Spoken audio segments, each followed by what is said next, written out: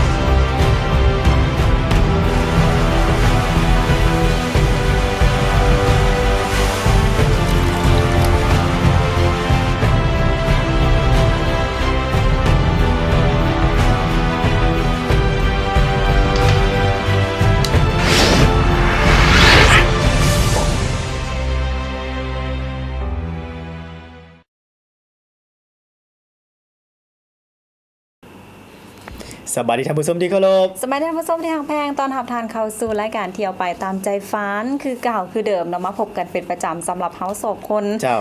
ซึ่งในมื้อนี้รายการของพวกเราจะนำพาประธานนั้นได้ไปท่องเที่ยวกับสถานท่องเที่ยวทางประวัติศาสตร์มื้อนี้เพราะว่าหลายท่านนั้นได้ไปเห็นมาแล้วว่าจะเป็นทางวัฒนธรรมทางธรรมชาติรวมไปถึงทางร้านอาหารที่แบบว่าหลายท่านที่มักเรื่องของการท่องเที่ยวอยู่ในดอนคอนกรีตว่าซั่นไปมื้อนี้จะพาออกไปนอกกันให้ท่านผู้ชมไปเบิ่งอีกหนึ่งสถานท่องเที่ยวที่น่าสนใจที่มีความหมายและความสำคัญของชาติแต่ว่าตอนนี้มาขอบใจผู้ให้การอุปถัมภ์รายการบอกกันก่อนนั่นก็คือต้องขอขอบใจกับบริษัทลาวเวอร์ทารา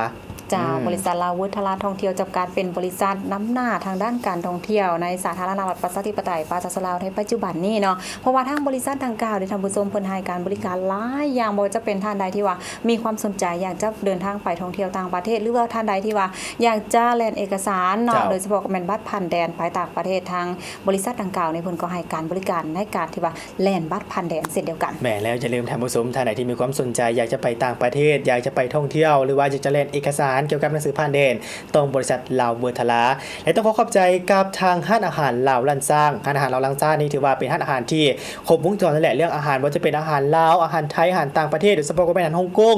จีนแบบนี้นอกจากนั้นพอมีพ่อครัวที่มีประสบการณ์สูงและมีฝีมือชื่อเสียงจากประเทศเพื่อนบ้านก็คือรายการที่มีชื่อเสียงเซฟกระทะเหล็กท่านผู้ชมเนาะจะมาปรุงแต่งอาหารให้พวกเราได้รับประทานและรสชาติที่แซ่บซอยจ้าสิ่งที่สำคัญก็ต้องขอขอบใจไปยังห้านเจมากห้านสะดวกซื้อเนาะให้การบริการทางด้าน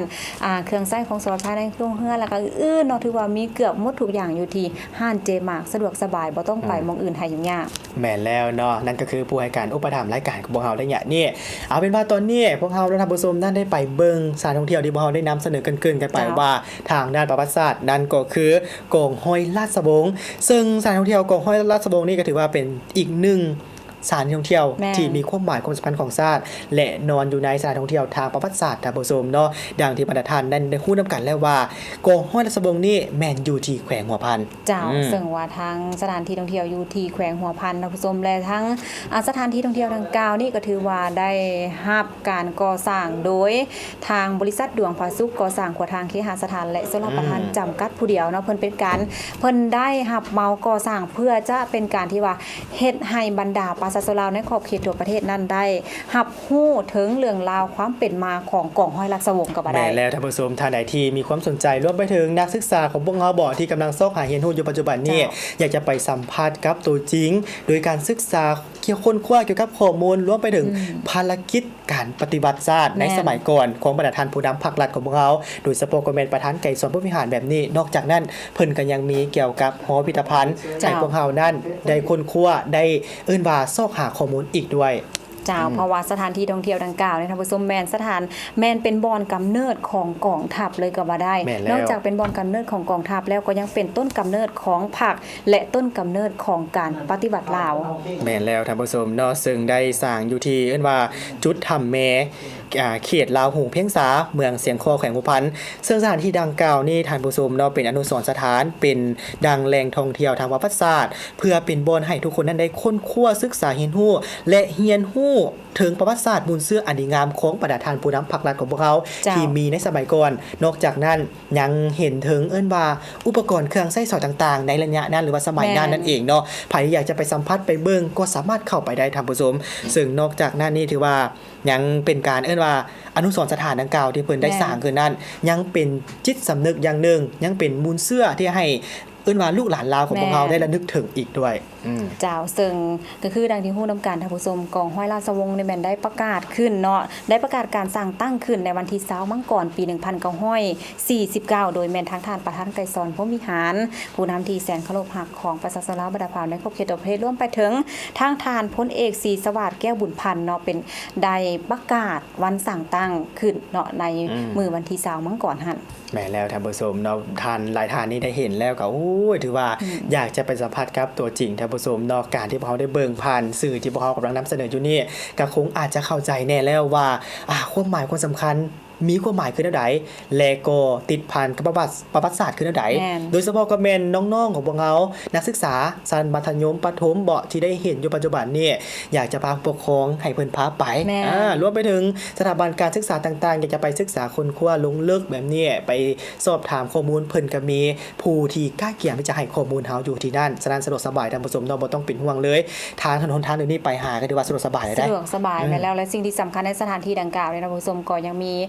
เดินยนต์ในขนาดน้อยเนาะที่ ครับ ว่าต้อนรับบรรดาแขกท่องเที่ยวที่ว่าเดินทางไปเที่ยวสถานที่ท่องเที่ยวดังกล่าวเพราะว่าปัจจุบันนี่ถึงแม้ว่า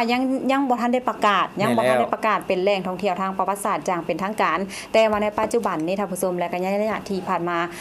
มีหลายๆท่านโดยเฉพาะกับแม่นท่านผู้นำของลาวและกับบรรดามวลชนโดยเฉพาะกับแม่นบรรดาน้องนักเรียนคือดังที่ได้เว้าไปนั่นแหละได้ไปเที่ยวไปชมไปทัศนะเบิ่งเป็นทีมห้อยแล้วว่าสถานที่ท่องเที่ยวดังกล่าวนี้มีความสวยสดงดงามและมีความหมายความสำคัญคือแนวใดและนอกจากนี้นี่นอกจากเฮาจะได้เห็นทางของห้อยราชวงศ์แล้วท่านผู้นำ25ท่านท่านผู้ชมรูปปั้นท่านผู้นำ25ท่านแล้วเฮายังสามารถย่างเข้าไปรับชมทางในของถ้ำแม่ได้อีก แม่นแล้วเพราะว่าเพิ่นจะจัดเป็นคล้ายๆกับหอพิพิธภัณฑ์เลย แม่น เนาะจะมีเกี่ยวกับตั้งแต่เครื่องใช้สอยต่างๆ เครื่องนุ่งของท่านผู้นำก็ยังอยู่ แม่น หั่นนอกจากนั้นก็ยังมีเรื่องของเครื่องมือเครื่องเขียนต่างๆเฟอร์นิเจอร์ต่างๆ ในสมัยก่อนไผที่เรียนประวัติศาสตร์ไผที่อยากจะเข้าใจอย่างลึกซึ้งเกี่ยวกับภารกิจการต่อสู้กู้ชาติรวมไปถึงข้อมูลต่างๆ เกี่ยวกับการใช้ชีวิตของผู้นำหลายชีวิตที่ใช้ชีวิตร่วมกันอยู่ในห้านโดยเฉพาะก็แม่นบรรดาบรรพบุรุษลาวของพวกเรา แม่น รวมไปถึงบรรดาผู้ที่มีความจงรักภักดีต่อประเทศชาติของเราในสมัยก่อนก็สามารถเข้าไปได้ปัจจุบันนี้บ่ว่าจะเป็นนักท่องเที่ยวทั้งภายในและต่างประเทศก็ยัง เจ้า ได้เข้าลังไหลเข้าไปเบิ่งเป็นจำนวนหลายท่านผู้ชมฉะนั้นฝากไว้ตื่มผู้ที่มีความสนใจอยากจะไปเบิ่งไปชมอยากจะศึกษาค้นคว้าข้อมูลสถานท่องเที่ยวทางประวัติศาสตร์ถือว่าเป็นอีกหนึ่งแหล่งท่องเที่ยวที่พวกเราอยากจะขอแนะนำหลายท่านได้ไปเบิ่ง ทางธรรมชาติทางวัฒนธรรมรวมไปถึงแบบกสิกรรมมาแล้ว แต่ว่ายังบ่เคยสัมผัสแบบนี้ท่านผู้ชมแบบประวัติศาสตร์แบบนี้ก็สามารถเข้าไปเบิ่งได้เจ้าแต่สิ่งที่อยากแนะนำอีกก็คือสำหรับในปัจจุบันนี้เนาะสำหรับท่านใดที่ว่าอยากจะไปท่องเที่ยวชมเนี่ยก็ถือว่าสถานที่ท่องเที่ยวดังกล่าวนี่พร้อมเรียบร้อยแล้วเนาะแต่ว่า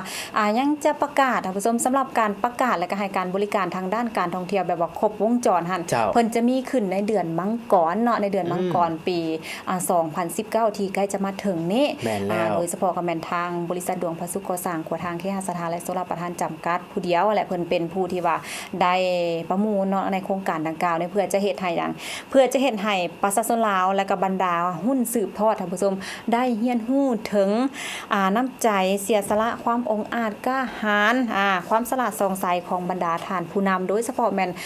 ทั้ง25ทานที่ว่าดังที่ว่าฮู้ปั้นเนาะทานผู้นำ25ทานที่ว่าเราเห็นในปัจจุบันนี้ฮั่นแม่นแล้วเนาะท่านผู้ชมที่ติดตามมาชมปัจจุบันนี้ได้เห็นได้ชมแล้วก็คงจะเกิดความประทับใจและอยากจะไปเที่ยวชมอย่างแน่นอนซะนั่นท่านผู้ชมบ่ต้องเอิ้นว่าเสื้อพวกเฮา